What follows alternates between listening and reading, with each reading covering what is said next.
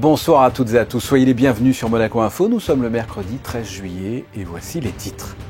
Vous en avez peut-être fait les frais ou peut-être vos proches. Le trafic aérien en ce moment est dense, entre retard et annulation. Nous ferons un point sur la situation avec le responsable de l'aéroport de Nice. La direction de la coopération internationale permet de soutenir chaque année plus de 150 projets dans 11 pays, souvent en voie de développement.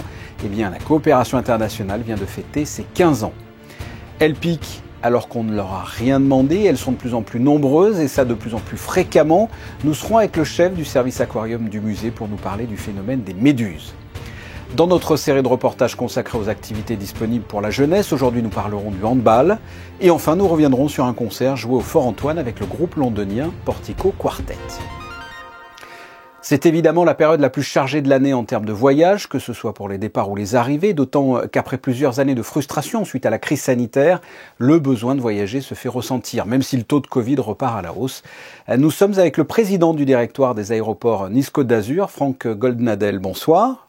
Bonsoir. Nous étions hier avec la présidente monégasque des agences de voyage qui nous expliquait, ne serait-ce que pour la population monégasque, eh bien que les longs courriers repartaient à la hausse, qu'on avait envie de voyager. Qu'en est-il du trafic aérien à l'aéroport de Nice ? Je pense qu'on est parfaitement en phase avec ce que vous avez eu hier, à savoir que on avait depuis plusieurs mois un trafic européen domestique qui était porteur, puisqu'on a retrouvé, pas complètement, mais on n'est pas loin d'avoir retrouvé le trafic de 2019. Et ce qui nous manquait en 2021, c'est le trafic long courrier. Et avec les ouvertures de lignes que nous avons pu avoir au printemps, je rappelle, on a quand même 3 lignes vers les États-Unis, on a le Canada qui s'est réouvert, on a évidemment vers le Golfe avec plus de lignes que nous avions avant, et on voit que le trafic repart et que les avions sont plutôt très bien remplis. Alors j'ai entendu dire qu'il y avait pas mal de perturbations et que ça se traduit par des retards, des annulations ainsi que des fois des problèmes de bagages. Est-ce que vous me le confirmez ou c'est une idée reçue, c'est une légende urbaine ? C'est pas une légende, mais ça n'est pas une situation vécue sur l'aéroport de Nice. Il faut bien comprendre que nous sommes un réseau et que quand un avion décolle de quelque part pour atterrir à Nice, s'il y a des soucis sur sa plateforme de départ, ça entraîne des conséquences chez nous. Et en fait, on voit qu'avec une reprise dynamique du trafic, il y a deux phénomènes qui s'ajoutent. Certains grands aéroports européens sont dans la difficulté. Vous avez pu lire un certain nombre de choses sur Amsterdam, sur Londres, sur Francfort, avec un certain nombre de pénuries de personnel qui font que les aéroports ont demandé aux compagnies aériennes de limiter le trafic. Et puis, vous avez aussi des problèmes chez les compagnies aériennes, des problèmes dans les équipages, soit les pilotes, soit les hôtesses, qui sont en nombre limité et qui, compte tenu des difficultés, peuvent entraîner un certain nombre de contraintes et des annulations de vol. Et ça par ricochet, un impact sur notre aéroport, parce que quand vous avez un vol qui est annulé depuis Londres ou depuis Amsterdam, forcément, il n'atterrit pas à Nice. Mais j'ai envie de dire, pour remercier tous les partenaires qui travaillent sur l'aéroport, nous étions préparés. Vous savez qu'on a réouvert le terminal 1 fin mars pour être suffisamment préparés avant le rush de l'été. Et ça nous permet de tenir. Et quels sont, selon vous, puisque vous parlez de perturbations dues aux compagnies ou à d'autres aéroports, quelles sont les solutions qui peuvent être apportées ? Certaines compagnies ont annulé en préventif des vols. C'est le cas de la compagnie SAS, compagnie scandinave. C'est le cas aussi de la compagnie Lufthansa. C'est le cas aussi parfois de la compagnie British Airways, qui annule suffisamment en avance pour informer ses clients et pour essayer de leur trouver des solutions avant que la date du voyage ne commence. Et pour avoir une idée du trafic à Nice, combien de vols par jour décollent, atterrissent, il y a combien de passagers ? Qu'est-ce que vous avez en termes de chiffres et de fréquentation ? On est à peu près à 80 à 90% du trafic que nous avions avant. En termes de passagers, on est entre 35 000 et 55 000 passagers en fonction des jours de la semaine. Donc, on est quand même dans des très, très fortes journées. Même si sur la journée, on n'a pas atteint le niveau record de 2019, à certains moments de la journée, on peut être à des niveaux très proches des niveaux records. Dernière question, qu'est-ce que vous nous conseillez de faire si l'on doit voyager et passer par l'aéroport de Nice là ?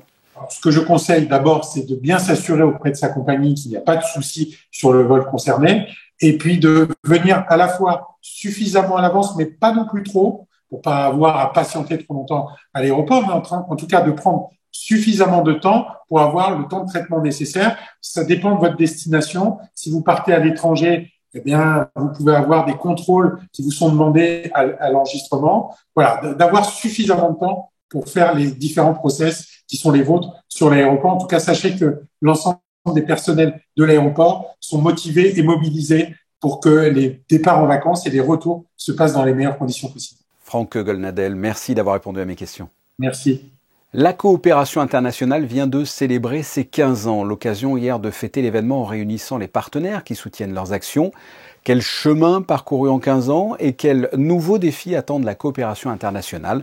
Les éléments de réponse dans ce reportage de Christine Datomel et Julien Laugier. Depuis 15 ans, la coopération monégasque illustre l'engagement de la principauté à l'international en faveur de la réduction des inégalités et des droits pour tous. Elle intervient dans les domaines de la santé et de l'éducation. Elle œuvre dans la protection de l'enfance et ouvre l'accès à un travail décent tout en offrant la sécurité alimentaire en Afrique et dans des pays les moins avancés de la planète. Le défi principal, c'était de s'approprier ces terrains de travail que sont les pays du Sud, et notamment sur le continent africain, puis le Liban. Pays complexes, fragiles, en situation souvent de conflit, d'insécurité alimentaire, climatique, politique, civile. Vous savez que le montant de l'aide publique au développement n'a cessé d'augmenter depuis 2007 pour aujourd'hui atteindre, sur un plan de 3 ans d'intervention, 74 millions d'euros, ce qui est quand même pas négligeable. C'était un défi de volonté politique de formaliser cette aide au développement dans ces pays. Pour nous, dans les 3 prochaines années, la sécurité alimentaire et les questions de santé sont primordiales. Donc ça correspondra à peu près à 60-70% de tout ce qu'on fait. Première chose. Et deuxièmement, très important, l'accès au travail décent.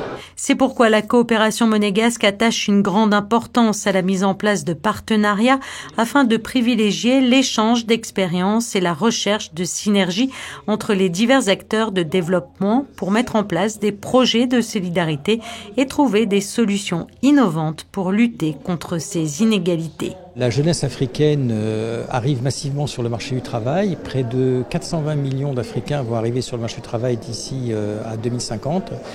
Fournir des emplois à cette jeunesse africaine est absolument essentiel. Ça peut se faire en aidant à améliorer l'environnement économique, finançant des infrastructures, mais aussi en aidant des entreprises africaines à émerger pour créer ces emplois, mais aussi fournir des biens et des services aux clients et des débouchés aux fournisseurs. La COPE en quelques chiffres, c'est aussi plus de 60 volontaires internationaux de Monaco sur le terrain, plus de 460 enfants opérés en principauté à Madagascar ou au Mali, 17 partenariats pour la réalisation des objectifs et plus de 150 projets par an soutenus. En bref, le ministre d'État Pierre Dartout et son conseiller de gouvernement pour l'Intérieur, Patrice Célario, ont tenu à féliciter ce mercredi matin au lycée Albert Ier les bacheliers qui ont obtenu la mention très bien au bac. Ce sont au total 97 mentions très bien, que ce soit en série générale, technique ou professionnelle. Elles envahissent parfois le littoral, on ne les voit pas forcément et lorsqu'on les rencontre, c'est souvent trop tard. Et elles vous ont déjà piqué. Je veux parler des méduses et pour revenir sur ce phénomène, recevons à présent le chef du service aquarium du musée océanographique, Olivier Brunel. Bonsoir. Bonsoir. La méduse est souvent la phobie des baigneurs, après peut-être celle des requins. Pour vous, qu'est-ce que représente une méduse? C'est une plaie ou au contraire, elle vous plaît cette méduse? Alors la méduse, évidemment, nous en tant que biologistes, c'est un peu ambivalent. D'un côté, c'est un animal qui est assez fascinant parce que c'est un animal qu'on a du mal à comprendre, qui a vraiment des particularités spécifiques et donc voilà, et qu'on trouve magnifique. Clairement, il y a plein d'espèces de méduses, mais dont certaines sont vraiment très belles. Et on a aussi forcément ce côté, voilà, les méduses, ça pique, c'est gênant, c'est embêtant. Donc on est partagé entre les deux aspects, mais c'est sûr qu'ici au musée océanographique, on est plutôt sur le côté regardez, ce sont des animaux fascinants. Est-ce que la méduse a une utilité dans les océans? Alors en fait, la méduse, comme tous les animaux de l'océan, dans un système équilibré, oui, participe à la vie de l'écosystème marin. Elle dérive par les courants, donc elle capte éventuellement des poissons qui seraient malades ou morts pour se nourrir. Elle a un vrai rôle, elle nourrit aussi, en fait c'est un maillon de la chaîne alimentaire puisqu'elle nourrit certains animaux, notamment les tortues. et elle se nourrit d'autres animaux. Elle a vraiment une place à part entière et une utilité dans l'écosystème, oui. Vous pouvez nous expliquer le phénomène des méduses qui s'échouent comme ça sur le bord de mer ? Alors en fait, le fait qu'elles s'échouent, c'est qu'elles sont mortes, clairement, mais avant d'être mortes, évidemment, elles étaient vivantes dans les eaux proches de la côte. En fait, c'est des blooms de méduses, donc des pullulations de méduses qu'on observe généralement en été, mais pas uniquement. Et en fait, ces blooms de méduses, cette explosion de méduses est liée à différents paramètres qui sont parfois locaux et ponctuels. Donc c'est l'augmentation de la chaleur, les chaleurs avec l'été. Ça peut être les courants, les vents, voilà, des choses qui font que les méduses arrivent à ce moment-là. Et il y a des phénomènes de plus grande ampleur, globaux ou au moins à l'échelle de la Méditerranée, puisque le développement des méduses est favorisé par la pollution, est favorisé par la disparition de certains poissons et donc l'abondance de nourriture pour elles. Voilà, il y a plusieurs phénomènes. En tout cas, effectivement, on observe de plus en plus de méduses. Mais en fait, je dirais qu'on en observe de plus en plus souvent au cours de l'année. On a toujours eu des étés à méduses. C'est pas tellement nouveau. Ce qui est plus nouveau, c'est le fait d'en avoir presque tout au long de l'année maintenant. D'accord. Et ça, vous expliquez ça par rapport à le fait qu'il y en ait plus sur le littoral, que je comprenne bien, c'est par rapport à la chaleur, la qualité de l'eau. Quelle est l'explication du fait que toute l'année, maintenant, on voit des méduses sur le bord ? Alors en fait, tout est lié. Le fait qu'il y ait plus de méduses, les méduses sont clairement le signe d'un dérèglement de la mer Méditerranée, mais pas uniquement. Il y a des explosions de méduses dans tous les océans du monde. Pour ce qui concerne Monaco et les environs, c'est effectivement le signe d'un dérèglement au niveau de l'équilibre de la Méditerranée. Donc lié à la pollution, clairement, lié à l'augmentation des températures aussi, et du coup peut-être que avant la température était chaude pendant l'été et vraiment plus froide le reste de l'année. Maintenant, le fait que les températures soient chaudes plus longtemps avant et après l'été favorise leur développement et fait qu'on les retrouve plus souvent au long de l'année. Donc les températures, la pollution et le moins de compétition, on va dire, au niveau alimentaire, qui font qu'elles ont vraiment tous les éléments pour se développer. Qu'est-ce que vous nous conseillez quand on se fait piquer par une méduse ? Alors, les bons réflexes quand on se fait piquer par une méduse, premièrement, c'est de sortir de l'eau, mais ça en général c'est assez instinctif parce qu'on a mal et que du coup on sort de l'eau, mais c'est éviter de se faire piquer à nouveau. Sortir de l'eau, éviter à tout prix de rincer à l'eau douce, parce qu'en fait le fait de rincer à l'eau douce, si vous avez encore des morceaux de filaments qui sont sur la peau, quand vous allez rincer à l'eau douce, ça va finir de faire éclater les cellules urticantes de la méduse et donc ça va augmenter encore les piqûres. Donc il faut sortir de l'eau, rincer avec de l'eau de mer. On peut éventuellement enlever les restes de filaments qui piquent avec un objet rigide, une carte de crédit, une carte, quelque chose de rigide pour vraiment frotter la peau. Et ensuite, le mieux, c'est de se rendre soit au poste de surveillance sur la plage, soit à la pharmacie la plus proche pour se faire prescrire une crème apaisante et puis éventuellement d'aller voir un médecin après parce que ça peut s'infecter si c'est pas traité assez vite. Voilà. Ou alors se baigner au larvoto parce qu'il y a un filet anti-méduse. Olivier Brunel, merci. Merci à vous. Bonne soirée. Bonne soirée. Suite de notre série consacrée aux activités estivales pour les jeunes, après des cours de cheerleaders ou encore des stages de tennis. Aujourd'hui, parlons de handball, une activité qui rentre dans le cadre du passeport culture. Reportage de Dorine Jarnias et Orazio Gaggino. Ils sont une vingtaine de jeunes à venir faire du handball à l'espace Saint-Antoine. Carolina participe à ce stage pour la 2e fois. Le passeport culture, c'est l'occasion pour elle de revenir pratiquer une activité qui lui plaît beaucoup. Je trouve qu'ils proposent beaucoup d'activités et pendant les vacances, si par exemple on part pas en vacances ou quelque chose comme ça, ça nous permet de sortir, de retrouver d'autres personnes qu'on ne connaît pas forcément et je trouve que vraiment c'est super sympa. Un passeport culture qui permet à certains comme Nicolas de se remettre en jambes.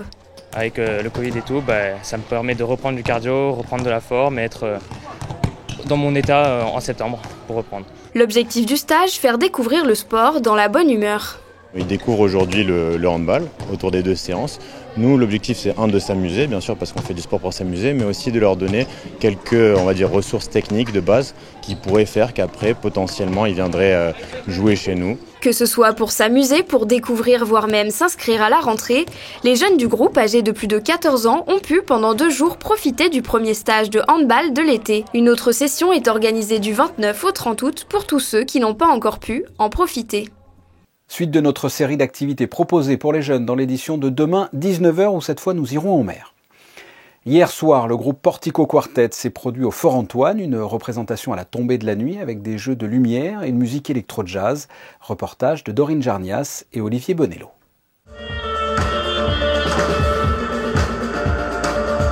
Pour la deuxième représentation de la saison estivale au Fort Antoine, c'est le groupe Portico Quartet qui prend place. Ce groupe composé de 4 artistes londoniens joue ensemble depuis 15 ans et chacun a sa place.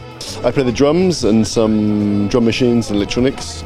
We have a bass player who's playing bass, double bass and electric bass, and then saxophone, and then a keyboard player who's playing synthesizers, piano. Invités par la direction des affaires culturelles, c'est la première fois qu'ils viennent jouer à Monaco. Pour le seul concert de l'été au Fort Antoine, ce groupe est atypique avec un style de musique bien à lui. It's like a mixture of jazz and electronic music and classical music. I think there's quite a big influence of minimalism in it, so there's lots of repeated patterns. Et si cette représentation à la tombée de la nuit accompagnée de jeux de lumière vous donne envie d'assister aux autres rendez-vous du Fort Antoine, il suffit d'envoyer un message sur les réseaux sociaux de la Direction des Affaires culturelles pour réserver ou se rendre directement sur place le soir de la représentation. Et prochaine date ce vendredi 21h30 avec le spectacle qui s'intitule « Seras-tu là ?» Et Christina est bel et bien là pour la météo de ce jeudi.